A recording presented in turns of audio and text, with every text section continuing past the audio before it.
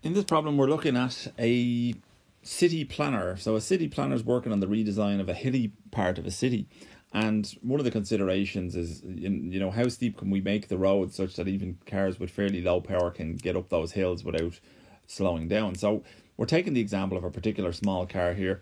It has a mass of 920 kilos and it can accelerate on a level road from rest to 21 meters per second in 12.5 seconds. So using this data, calculate the maximum steepness of a hill in the city.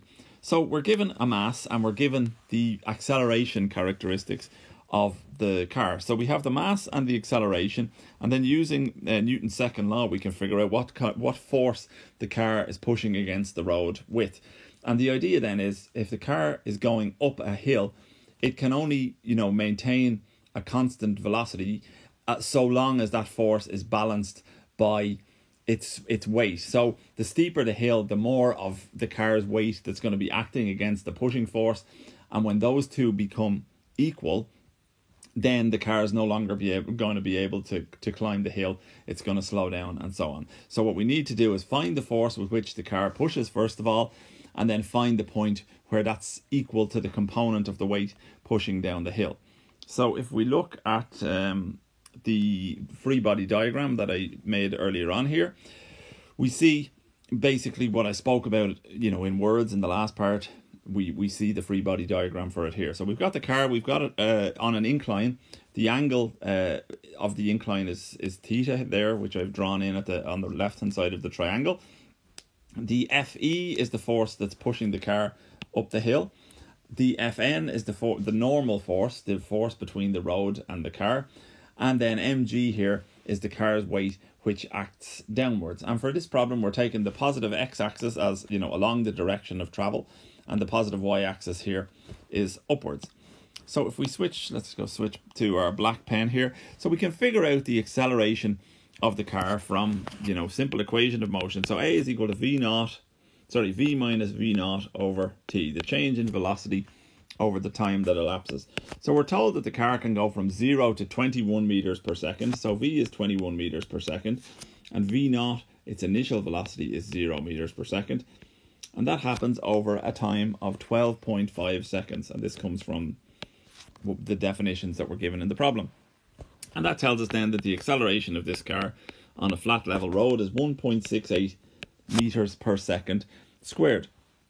So this acceleration, when coupled with the mass of the car, allows us to figure out the force that the engine is developing, or the force that the engine is moving the car with, if you like. So Fe now is going to be equal to m times 8. Fairly straightforward. The mass is 920 kilograms. And the acceleration is 1.68 meters per second squared. So the pushing force of the car, if you like, is 1,546 newtons. So the car has been pushed along with a force of 1,546 newtons. What that tells us is that the car is going to be able to climb any hill such that the force, the Fe here, which is our 1,546 newtons, so long as the component of the car's weight acting back this way is less than that 1,546 newtons, the car is going to continue to climb the hill. If the force of that component of the car's weight is more than that, the car is going to slow down and it's not going to be able to climb the hill. So that's the equation that we need to make to solve the problem. So we equate those two and solve it from there. So first of all, we can draw another triangle just to make things a little bit clearer. So this is let's say this is the weight of the car acting down here. And then this is the direction of the slope, say. Okay, so we've got our angle theta in here. So because they're similar triangles, this angle is theta, the same as this one is here. And we can draw another dashed line in, let's just say here. So what that tells us is, so we define the plus y direction as this way and the plus x direction as this way. So the amount of the force of the car's weight acting in the x and y directions can be calculated fairly simply from trigonometry. So the force in the y direction, or let's go back and call it, just for clarity, we'll call it the weight in the y direction. So the y component of the weight, wy, is going to be equal to mg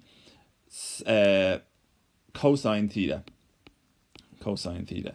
So the component of the weight acting in the y direction is going to be mg cosine theta, and the component of the weight acting in the x direction is going to be equal to mg sine theta. So just, simple trigonometry,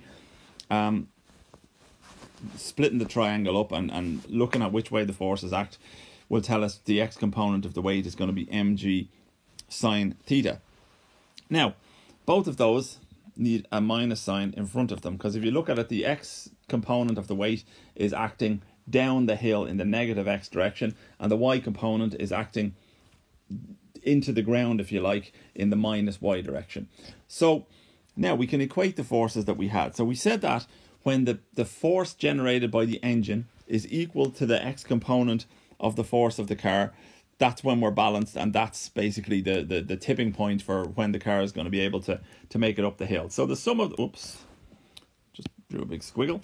The sum of the forces in the x direction, sigma fx, is equal to Fe, which is the force from the engine, minus mg sine theta, which is the component of the weight acting in the x direction, and that's going to be equal to 0. So the net force is going to be equal to 0 when the car can't make it anymore. So that's the balance point. When the two forces are equal, it means their sum is equal to 0. So we can solve that then for theta. So sine theta is equal to Fe, the force from the engine, over mg.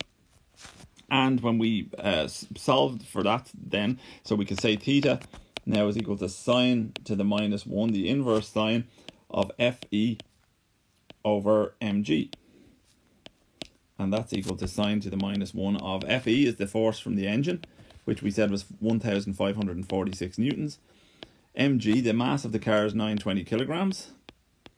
And the G is just going to be 9.8 meters per second squared. So let me just write that in there, 9.8 meters per second squared. And then when we solve all that, the angle comes out to be 9.9 degrees. So if the incline or the steepness or the slope of our hill is less than 9.9 degrees, the force from the engine is enough to overcome the component of the car's weight that's acting down the hill, and the car will continue on.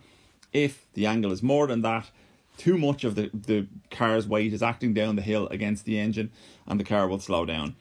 Basically, the weight wins at that point. So this problem is all about being able to resolve forces into components, look at normal forces, look at components of gravity or of weight, and then being able to solve the triangle and figure out exactly, which parameter that you're looking to solve the problem.